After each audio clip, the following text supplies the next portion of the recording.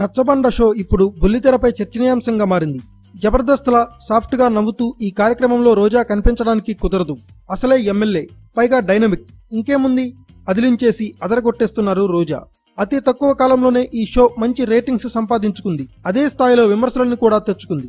అసలు ఈ షోకి వచ్చే వాళ్ళు నిజమైన దంపతులైనా, లేదంటే డబ్బులిచ్చి మరి ఇలాంటి గొడవలతో వాళ్ళని ఈ షో కోసం తీసుకొస్తున్నారా అన్న అనుమానాలు ఉన్నాయి. ఇప్పటికే ఆ షోలలో హోస్ట్ గా చేసిన సమలత, జీవిత రాజశేఖర్ ఇద్దరు రకరకాల విమర్శలతో తప్పుకున్నారు. ఒక షోకి రానన్న ఒక భర్తని జీవిత రాజశేఖర్ అనుచరులు బెదిరించినట్లుగా కూడా సమాచారం కూడా ఉంది. ఈ ఘటనలో పోలీసులు కూడా జోక్యం చేసుకోవాల్సి వచ్చింది.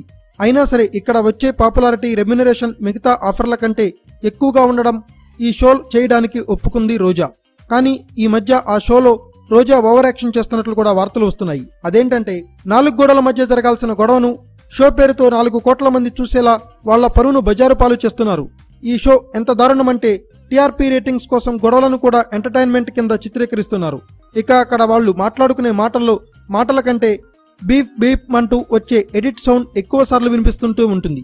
అప్పుడు కూడా ప్రేక్షకులకు ఆ బూతు అర్థమయ్యేలాగే మొదటి అక్షరం లేదా చివరి అక్షరం వినిపిస్తారు. నిజంగా ఈ షోస్ ద్వారా కాపురాలను చక్కబెడుతున్నారన్న విషయాన్ని పక్కన పెడితే ఒక ఇంటి పరువును రోడ్డుకిస్తున్నారనే విషయమే ఖచ్చితంగా అర్థమవుతుంది. ఆ విమర్శల నుంచి అసలు ఇలాంటి టీవీ షోలను రద్దు చేయాలనే వాదన కూడా వచ్చింది. ఈ తరహా కార్యక్రమాల్లో వాస్తవాల గురించి ఓ న్యూస్ ఛానల్ ప్రముఖ రచయిత ఎండమూరి వీరేంద్రనాథ్ ప్రశ్నించింది. మానసికంగా ఆనందంగా ఉండే వాళ్ళెవరూ ఇలాంటి షోలు చూడాల్సిన అవసరం లేదని ఎండమూరి సమాధానమిచ్చారు. ఇలాంటి షోలని చూడడం వల్ల మానసిక ప్రశాంతత కూడా పోతుందని చెప్పారు.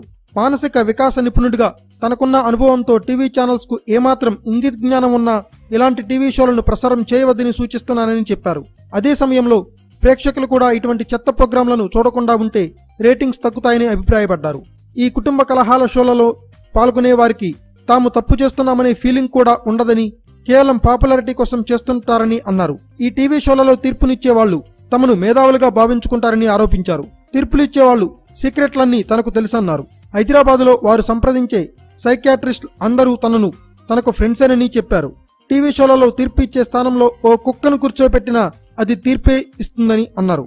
ఒక్క మాటలో చెప్పాలంటే ఈ షోల ఉద్దేశం శవాల మీద డబ్బులు ఏరుకోవడమే అంటూ మరింత ఘాటుగానే తన అభిప్రాయాన్ని చెప్పారు Yandamuri. Thanks for watching. Please subscribe our channel.